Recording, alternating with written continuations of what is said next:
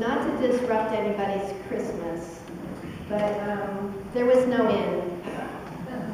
It's a mistranslation. Most scholars now agree. The word was, it was a Greek word that was used to mean the upper level of the house. And this was a house for a not middle-class family, but pretty poor family. But most of the houses around Bethlehem were a one-room house with a deck up above to entertain guests. And down below was where they brought in the animals for the night. If they had some chickens, if they had a little goat to give them milk, or a little ox to give them ox milk, that's where they brought them. And there are many Bible verses in the Old Testament and New Testament that talk about this layout, that they would let the animals out in the morning, that they would light a lamp in the house and it lit every room, or it lit the whole place, and it wouldn't light the whole place if it wasn't one room. But I'm excited about this because it changes the whole theology of what happens on the day that Jesus is born. Because there's more important things that are happening here besides them not being migrants that were turned away from an inn. They were welcomed by their families. We know from the story that the governor ordered everybody to report to the home of their lineage. So Joseph would be of the family of David. Bethlehem is called David's city, and it's called David's city in our reading tonight. So that would have been his family. It's like a big family reunion. The reason there wasn't room for them in the room upstairs was because there was a lot of family there who got there first. But they were probably very excited to see them. They just didn't have room upstairs in that upper room. So they would take them downstairs and show them where there's plenty of places and rooms to sleep in, not rooms, little niches to sleep in near the animals. This worked really well for the house because the animals produced heat, not only with their manure, smelled lovely, but with their body heat that would rise up into the house and keep them warm. So it's a different picture to see Joseph and Mary downstairs with all of the family upstairs while she gives birth, probably with some midwives and people to bathe the baby. If you look at the icon that's in the back of our church in the Mary Chapel or the Lady Chapel, it shows Mary lying on a couch after she gave birth, and it shows the nurses bathing the baby Jesus.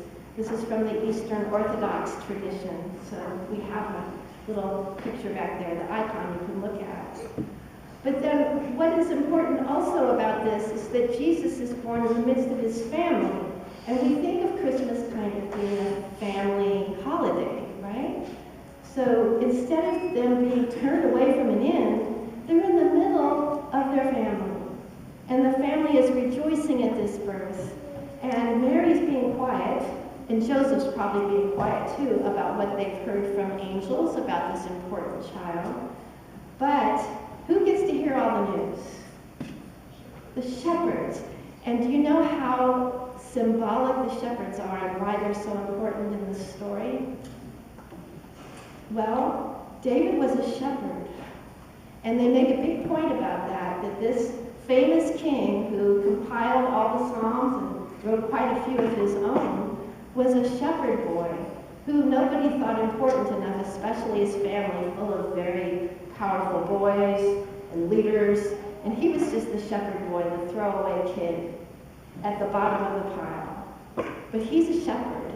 So that is very symbolic for the shepherds to hear first this news of this child that has been born, and for them to be terrified.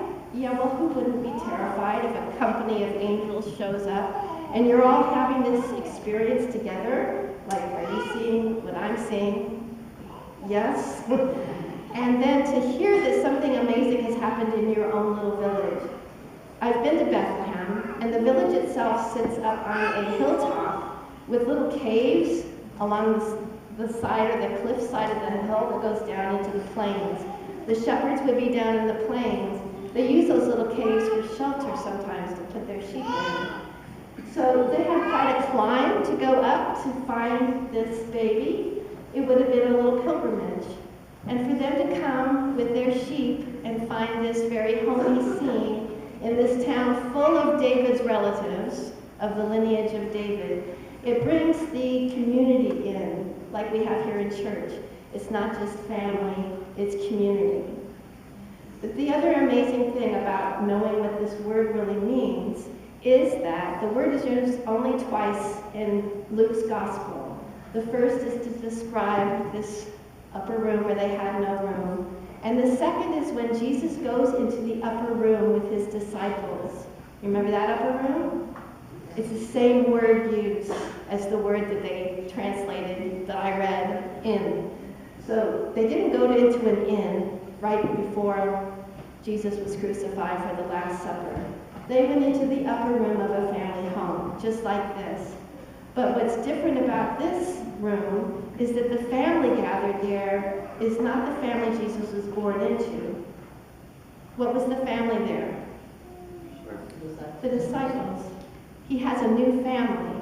So this family home has a symbolic meaning that this is the heart of where Jesus is born, in the family home. He has a new family at the end of his life, which does include his regular family, his birth family. Eventually, we hear some of the family members that come along.